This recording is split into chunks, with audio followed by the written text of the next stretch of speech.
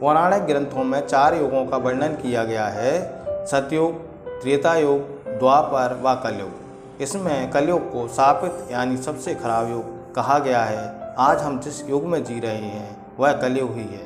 यह तो आप जानते ही हैं कि कलयुग की हालत दिन प्रतिदिन बद से बदतर होती जा रही है। वैसे कलयुग के बारे में आपने यह लाइन तो अवश्य सुनी होगी: रामचंद्र कह गए सिया से, ऐसा कलयुग आएगा, हंस चुगेगा दाना दुनका, कौआ मोती खाएगा। कौआ मोती खाएगा या नहीं खाएगा यह तो आने वाला समय बताएगा, लेकिन कलयुग के बारे में ऐसा बहुत कुछ है जिसका जिक्र हमारे पौराणिक धर्म ग्रंथों में किया गया है, और यकीनन इसे जानने के बाद आज आप भी कलयुग को शापित युग मानने लगेंगे।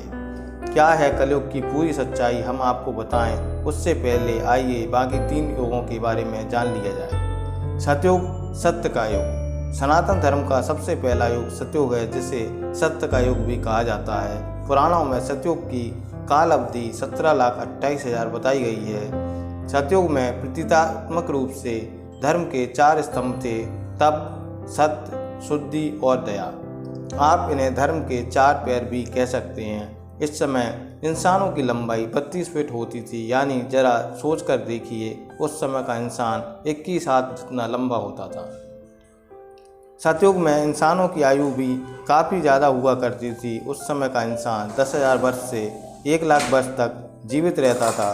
सतयुग में धरती पर पाप की मात्रा शून्य होती थी, यानी पाप क्या होता है सतयुग के लोगों को पता तक नहीं था। उस समय के लोगों में पुण्य सबसे अधिक हुआ करता था, यानी कि सतयुग में जितने लोग थे सबके सब पुण्य आत्मा थे। राजा हरिश्चंद्र की कहानी तो आप सबने सुनी होगी, जो अपने पूरे जीवन काल में सदा सत्य के मार्ग पर चले थे। यहाँ तक कि सत्य के लिए उन्होंने अपना और अपने परिवार का बलिदान दे दिया था। राजा हरिश्चंद्र भी सतयुग के समय ही हुए थे। त्रेता युग, रजत युग। सनातन धर्म का दूसरा युग त्रेता युग को कहा जाता है। इस युग की काल अवधि 12,96,000 वर्ष थी। इस युग को रजत युग भी कहा जाता है। इस युग में धर्म के सिर्फ 3 स्तंभ थे: सत्य, शुद्धि और दया। दरअसल धर्म का चौथा स्तंभ तप सतयुग के अंत में ही घट गया था। त्रेता युग में मनुष्य की लंबाई 21 फीट होती थी, यानी कि लगभग 14 हाथ के बराबर, और आयु लगभग 10,000 वर्ष थी। त्रेता युग तक समाज वर्णों में विभक्त हो गया था। समाज में ब्राह्मण, वैश्य, क्षत्रिय, शूद्र वर्ण अस्तित्व में आ चुके थे। इस युग के लोग अपने कर्तव्यों का पालन तो करते थे, लेकिन उनके अंदर लालच और ईर्ष्या की भावना ने घर कर लिया था। इसलिए त्रेता युग में पाप की मात्रा बढ़कर 25% हो गई और पुण्य की मात्रा घटकर 75% रह गई थी। जहाँ इस युग में भगवान विष्णु वामन और राम अवतार में अवतरित हुए थे, तो वहीं इस युग में बाली और रावण जैसे महान राक्षस भी हुए। बाली जिन्होंने भगवान रावण को पूरी धरती दान में दे दी थी, और वहीं राक्षस ने माता सीता का अपहरण करने के बाद उन्हें छुआ तक नहीं था। द्वापर युग। सनातन धर्म का तीसरा युग द्वापर युग को माना जाता है। इस युग की काल अवधि 8,64,000 वर्ष थी। धर्म का तीसरा स्तंभ शुद्धि त्रेता युग के अंत में समाप्त हो गया था। इसलिए इस युग में धर्म के केवल 2 ही स्तंभ बचे थे, वो थे सत्य और दया। इस युग में इंसान की लंबाई घटकर 11 फीट रह गई थी, यानी 7 हाथ जितना, और आयु घटकर 1,000 वर्ष रह गई थी। इस युग के लोगों को अपने कर्तव्यों का ध्यान नहीं था। लोगों के अंदर काम, क्रोध, लोभ जैसी भावनाएं जन्म ले चुकी थी। इसलिए इस युग में पाप की मात्रा बढ़कर 50% और पुण्य की मात्रा घटकर 50% हो गई थी। यानी इस युग में आधे मनुष्य पापी और आधे मनुष्य पुण्य आत्मा थे, अर्थात पाप और पुण्य बराबर था।